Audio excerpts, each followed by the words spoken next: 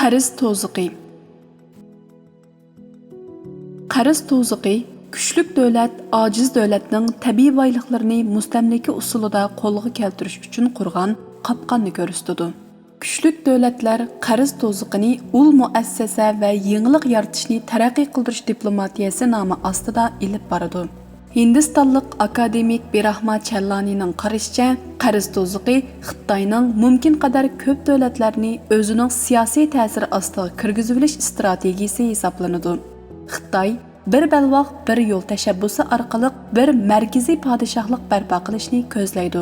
Ma'lum ma'nodan aytganda, Xitoy ojiz va iqtisodiy jihatda muqimsiz davlatlarga yuqori o'simli qarz berish orqali aslida ularga iqtisodiy jihatdan yordam berishni emas, aksicha siyosiy jihatdan ularni tizginlashni ko'zlaydi. Xitoydan zo'r sommali qarz olg'uchi davlatlar oqibatda burunqi qarzlarni to'lash uchun yana qayta qarz olishga majbur bo'ladi. Xitoy bu strategiya orqali qarz olg'uchi davlatni iqtisodiy taraqqiyot uchun ul aslahalarni taraqqiy qildirishga diplomatik yo'l bilan qiziqtiradi. Ul aslaha taraqqiyoti aerodrom, ko'rik, port va egiz qavatli binolar qatorliqlarni o'z ichiga oladi. Biroq qarz olg'uchi davlat bu diplomatik yordamni qabul qilgan hamon Xitoy taraf uni maxfiy kelishim imzolashga majburlaydi.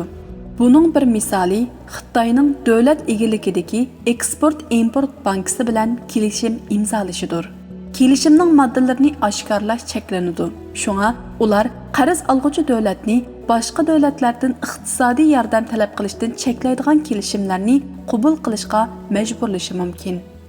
Uningda yana agar qarz olg'uchi davlat qarzni qaytara olmasa, taraqqiy qildirilgan mulk yoki ul aslahalarni qarz berguchi davlatning ishlatishiga topshirib berish to'g'risidagi moddalarmi oldin bekitilgan bo'ladi. Qarz olg'uchi davlatda mablag' va kirim kamchil bo'lg'achqa, ig'ir qarz va uning o'simi qarz olg'uchi davlat uchun zo'r yukka aylanadi. Ammo qarz berguchi davlatning davlat bankalarida qarz olg'uchi qarzni qaytara olmagan taqdirda shu taraqqiy qildirilgan ul aslahalarni ishlatish va kontrol qilish huquqiga ega ekanligi to'g'risida imzolangan kelishim bor bo'ladi.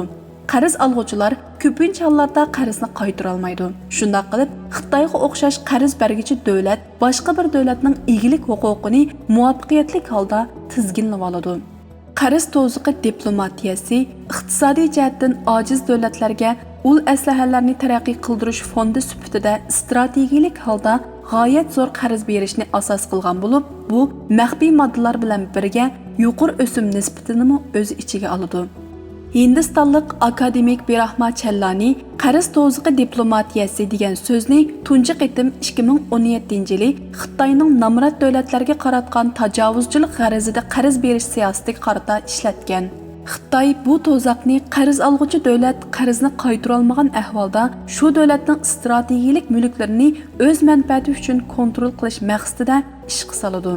Shunga Xitoy 44 davlatni tutashtirish va har bir qatnashuvchi davlat uchun gullangan savdo yo'li barpo qilish uchun bir balvoq bir yo'l deb ataladigan bir amaliy turni boshlagan.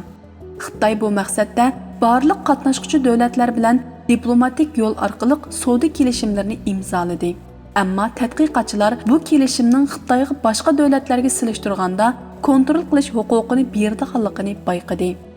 Xitoyning davlat egiligidagi banklari bilan qarz olg'uchi davlat o'ttirisidagi bu kelishimlar Xitoyga qarzni bir taraflama amaldan qoldirish, qarzni to'liq qaytarishni talab qilish, muhit bexatarligi qonunlarining ma'qullanishini to'sish va qarz olg'uchi davlatlarning siyosatlariga ta'sir ko'rsatishdek cheksiz huquqlarni beradi. Uning ustiga Xitoyning qarzi Parij klubidagi hukumat rasmiy qo'sh tarafli qarz berguchilarnikiga o'xshash ko'p tarafli qayta qurilmadan xoli qilingan edi. Ma'lum ma'nodan aytganda, Xitoyning qarz to'ziqi diplomatiyasi qarz olg'uchi davlatni har qanday iqtisodiy yordam va boylik, jumladan qarzni yeniklatish jihatida butunlay o'ziga tayinadigan qilib qo'yishni maqsad qiladi. Qarz diplomatiyasi qarz olg'uchi davlatni qarzni pay chegiga almashtirish moddasi ostida strategik mulklarni Xitoyga o'tkazib berishga majburlaydi. Natijada Laosning davlat qarzi davlat ichki ishlab chiqarish umumiy qiymatining, ya'ni GDP 26% yetgandan keyin davlat boshqarishidagi davlat elektr torining ko'p qismini Xitoyga o'tkazib berishga majbur bo'ldi. Shunga Xitoy o'zining boyligi va kuchidan foydalanib, boshqa ojiz davlatlarning egilik huquqi ustidan hukm yurgizishga uring'achqa, bu qarz to'ziqi siyosatining mohiyatini ifodalab beradigan Xitoyning qarz to'ziqi atalg'usi o'tirg'a chiqqan.